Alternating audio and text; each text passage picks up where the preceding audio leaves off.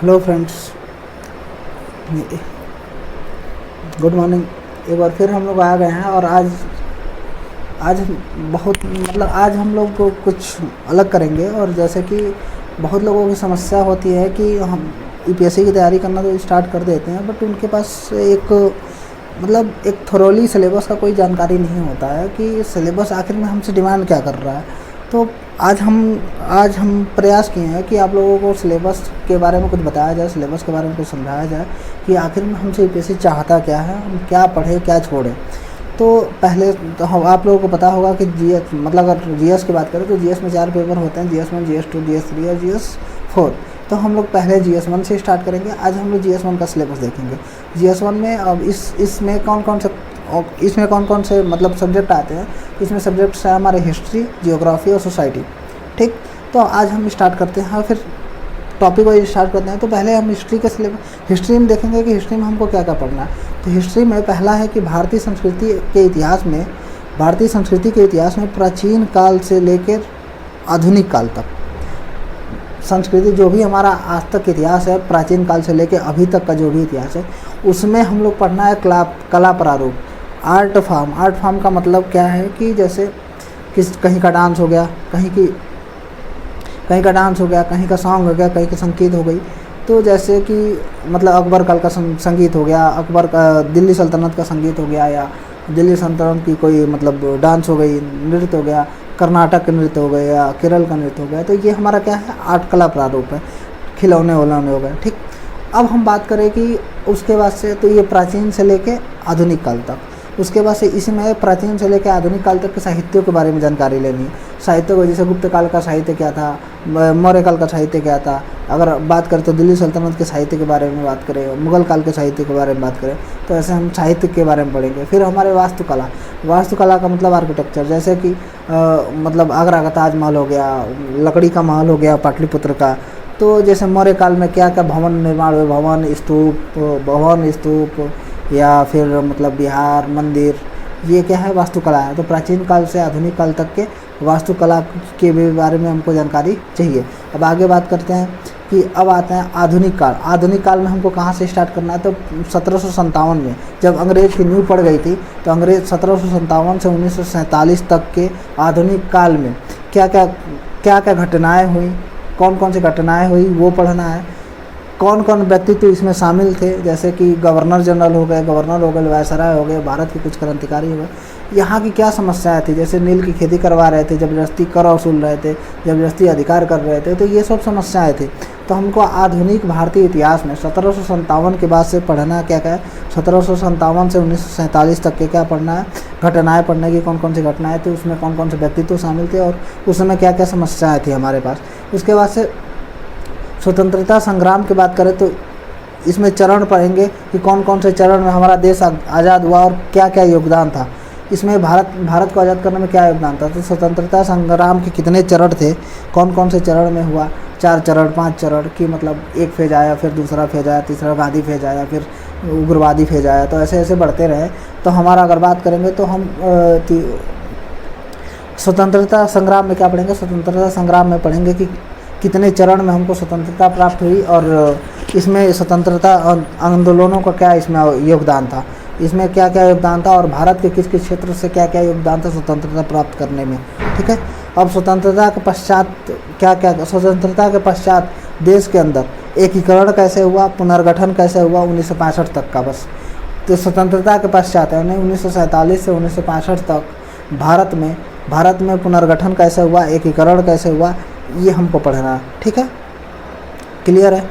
अब विश्व इतिहास की बात करें तो विश्व इतिहास में 18वीं शताब्दी से 20वीं शताब्दी तक की बात पढ़नी है।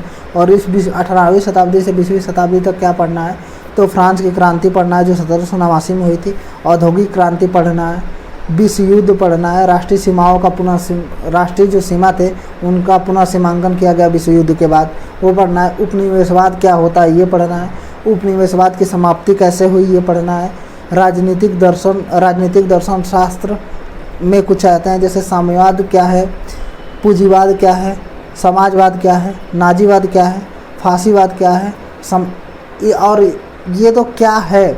और ये जितने भी मतलब राजनीतिक दर्शन है, इनका समाज पे क्या प्रभाव पड़ा था, साम्यवाद का समाज पे क्या प्रभाव पड़ा, पूंजीवाद का समाज पे क्या प्रभाव पड़ा, औद्योगिक क्रांति का समाजवाद पे क्या प्रभाव, नाजीवाद का समाज पे क्या प्रभाव पड़ा, ये हमारा हुआ। तो ये हिस्ट्री की पार्ट हो गई। अब लोगों को हिस्ट्री समझ में आ गई होगी। अब हम बात करते हैं भारतीय समाज की। तो भारतीय समाज में सोसाइटी की बात करते हैं तो पहला है कि भारतीय समाज और संस्कृति की मुख्य विशेषताएँ क्या हैं। भारतीय समाज और संस्कृति की मुख्य विशेषताएँ क्या है, यानी समाज और संस्कृति की क्या क्या विशेषताएं हैं उनको हमको बताना है। महिलाओं की समाज और महिला संगठनों में भूमिका, महिला जो है, महिला का समाज में क्या भूमिका है, और जो महिला संगठन बना है जैसे मतलब राष्ट्रीय महिला आयोग या ऐसे कुछ और भी होंगे जैसे सेल्फ हेल्प ग्रुप, इसमें महिलाओं की महिला संगठन जो बना है उनमें महिलाओं की क्या भूमिका है, इनके बारे में हमको पढ़ना है। ठीक है। अब उसके आगे जनसंख्या संबंधी मुद्दे क्या है कि जनसंख्या इतना बढ़ रहा है, जनसंख्या संसाधन कम हो रहा है, जनसंख्या के कारण ये परेशानी आ रही है, सॉइल इरोजन हो रहा है। तो मतलब जनसंख्या संबंधी समस्याएं क्या है, गरीबी क्या है, विकासात्मक विषय कौन कौन से हैं, यानी कौन कौन से ऐसे विषय जिसमें सरकार को विकास करने का कार्य करना चाहिए। शहरीकरण के बारे में पढ़ना, शहरीकरण क्या है, ठीक है, और उनकी समस्याएं क्या है, जनसंख्या, गरीबी, शहरीकरण, इन सब की समस्याएं क्या है और इन सब की समस्याओं से हम निपट कैसे सकते हैं, इनके बारे में हमको एक अवधारणा होनी चाहिए। अब अगला 8वां पॉइंट है कि 8वां पॉइंट में हम लोग पढ़ेंगे उदारीकरण क्या है, निजीकरण क्या है, वैश्वीकरण क्या है, इससे क्या अभिप्राय है, मतलब इसका क्या मतलब होता है।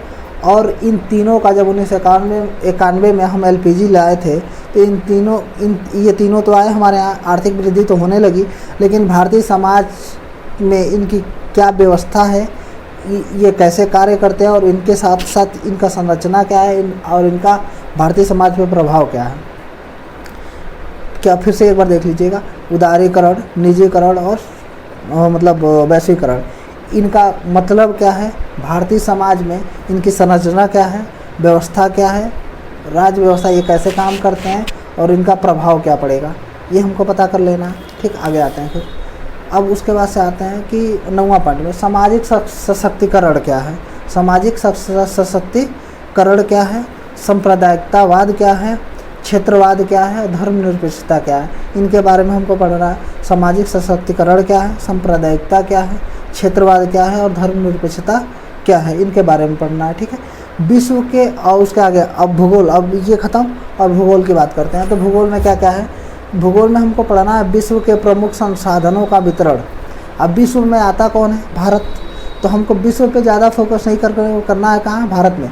भारत के प्राकृतिक संसाधन कौन कौन से हैं, तो प्राकृतिक संसाधन जो भी हम यूज कर पा रहे हैं, जो प्रकृति से मिला वही तो हमारी प्राकृतिक संसाधन होती है, जैसे जल, मिट्टी, वन, इसका वितरण क्या है, कि यानी कहाँ कहाँ कौन सी मिट्टी पाई जाती है, कहाँ कहाँ कौन सा जल पाया जाता है, कैसे वन पाए जाते हैं दक्षिण और दक्षिण पूर्व एशिया में, भारत के विशेष संदर्भ में, और कहाँ पढ़ना है, भारत के दक्षिण एशिया में और दक्षिण पूर्व एशिया के बारे में ज़्यादातर जानना है कि संसाधन कहाँ है। जैसे इंडोनेशिया का संसाधन हमको पता होना चाहिए, मेरे कैसे बन पाया जाता है, कैसी मिट्टियाँ हैं, कहाँ कौन सा संसाधन पाया जाता है।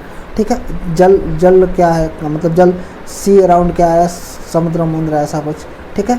अब आते हैं 11वां पॉइंट, भौतिक भूगोल की प्रमुख विशेषताएँ, जैसे भूकंप के बारे में जानना है, सुनामी के बारे में जानना है, ज्वालामुखी के बारे में जानना है, चक्रवात के बारे में जानना है, समुद्री जलधाराएँ के बारे में जानना है, पवन के बारे में जानना है और हिम सरिताएँ के बारे में जानना है।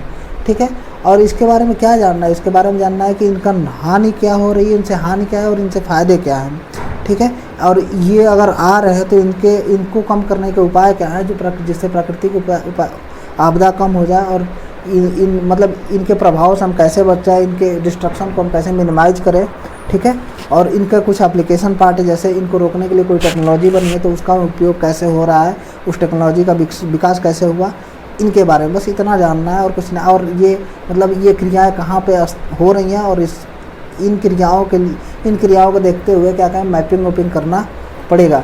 ठीक है।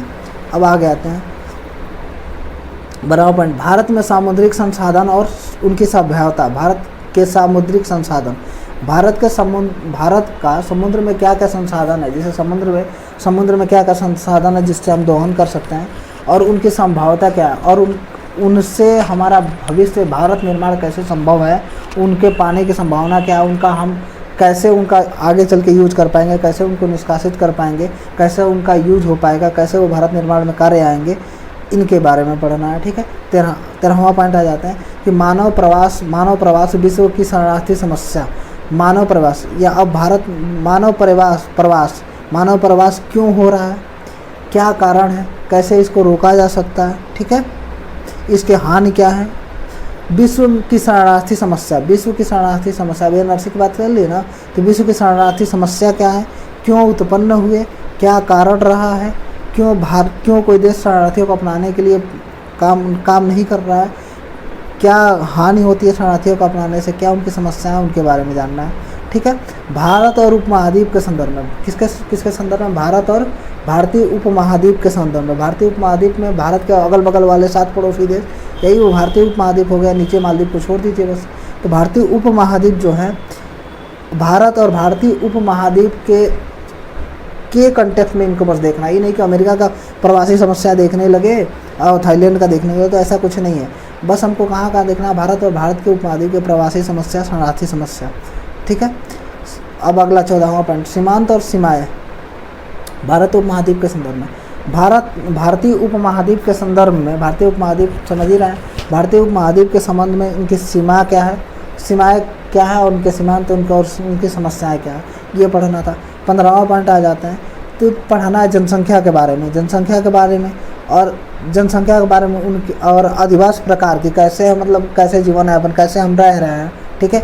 और जनसंख्या और कैसे जनसंख्या निवास कर रही है, कैसे रह रही है, उनके प्रतिरूप के बारे में पढ़ना है।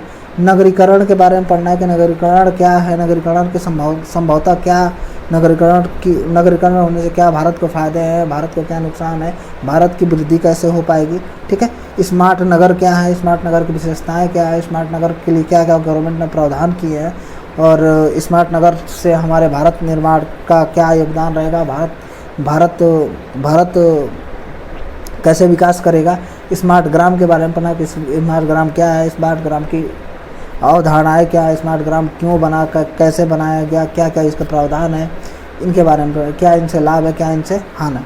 अब आते हैं, अगर हम लोग पीसीएस भी दे रहे हैं, ये तो यूपीएससी का सिलेबस हो गया, अगर हम लोग पीसीएस भी दे रहे हैं यूपी का, तो यूपी के पीसीएस में उत्तर प्रदेश के कंटेस्ट में हम लोग को देखना पड़ेगा कि उत्तर प्रदेश का इतिहास क्या है, संस्कृति क्या है, कला क्या है, साहित्य क्या है, वास्तुकला क्या है, त्यौहार कौन कौन से हैं, लोक नृत्य क्या है, प्रादेशिक भाषाएं, धरोहर क्या है, सामाजिक रीति रिवाज और पर्यटन क्या है।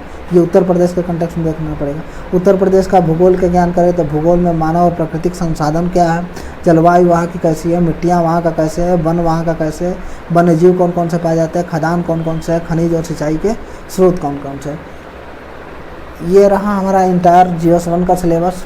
आई होप आप लोगों को बहुत अच्छा लगा होगा ये जान के, और मतलब आप लोगों का नॉलेज बढ़ा होगा, थोड़ी सी समझ बढ़ी होगी सिलेबस को लेके। हमारे चैनल को सब्सक्राइब करिए और लाइक करके शेयर करते रहिए और जुड़े रहिए कि जैसे हम आगे भी ऐसे वीडियो बनाते रहेंगे जो आप लोगों के लिए बहुत हेल्पफुल रहेगा। Thank you.